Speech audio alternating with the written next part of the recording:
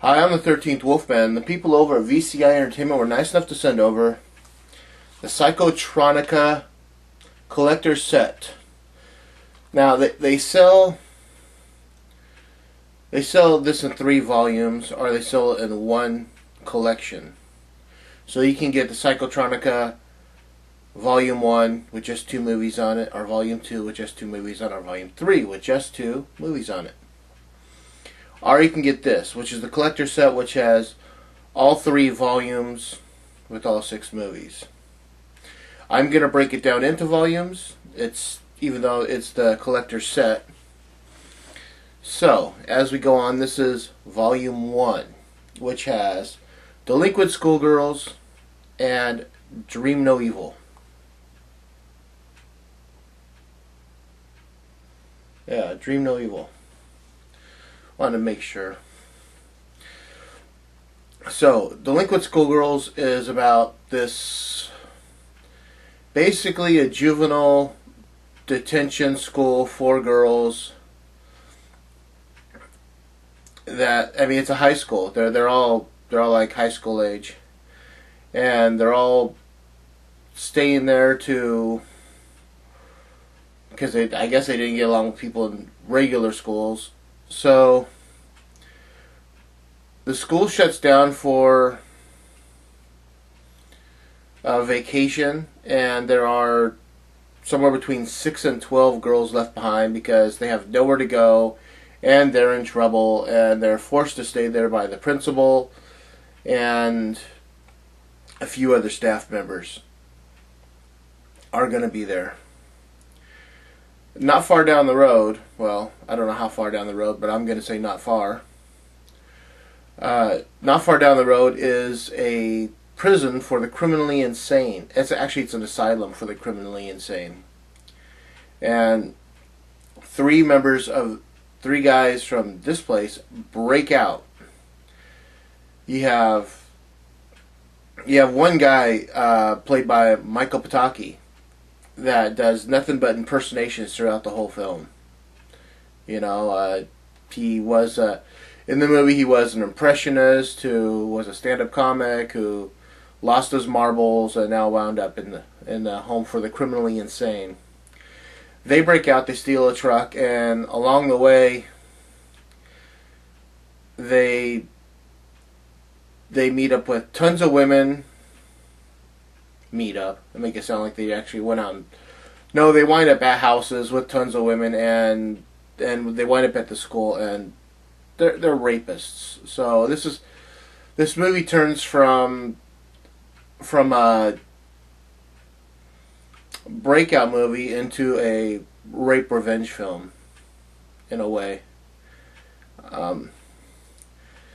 Overall, I would give this movie.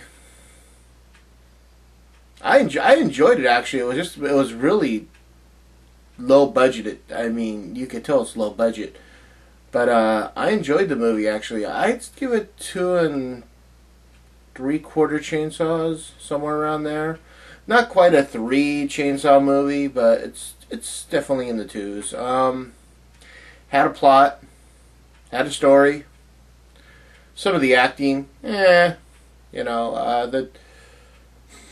the directing was fine.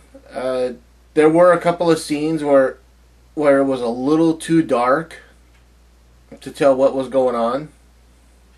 Actually, there's one scene where one of the guys that has escaped is black, and so they show the scene, and they're in the woods, and you see Michael Pataki, and you could see his face, and the guy is so dark, the black guy is so dark that the only thing you can see is his eyeballs, and it's because it was filmed so dark. It was just weird. So yeah, I give this, like I said, 2 3/4 chainsaws. Next is Dream No Evil, which is about this girl who believes her father. She's raised in an orphanage. Well, she's raised in an orphanage up to about the age of, I don't know, 8 or 9, and then someone comes for her. They raise her, and she winds up in this traveling what do they call those things? Well, it's a traveling Bible show. I mean, a traveling, show where the guy stands up and talks about God. It's a tent.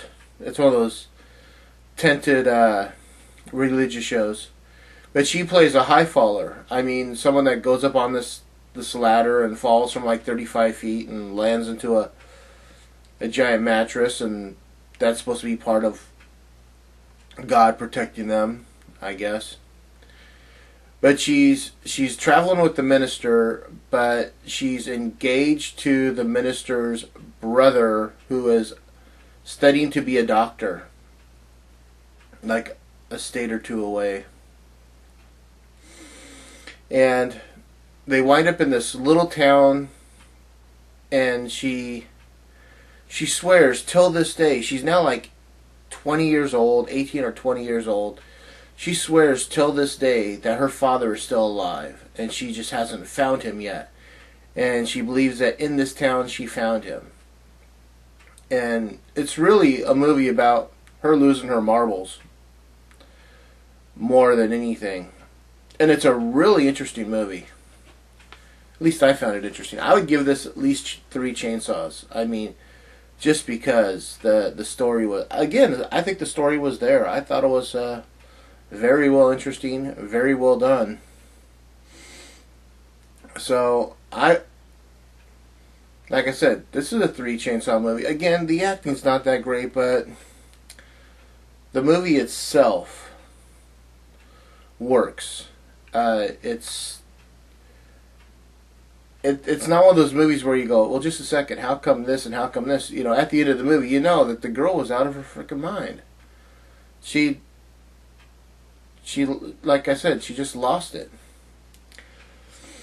So, overall, Psychotronica Volume 1, I would give if I combine the two and average it out, between 2 3/4 chainsaws and 3 chainsaws, so somewhere in there. So it's definitely worth a look.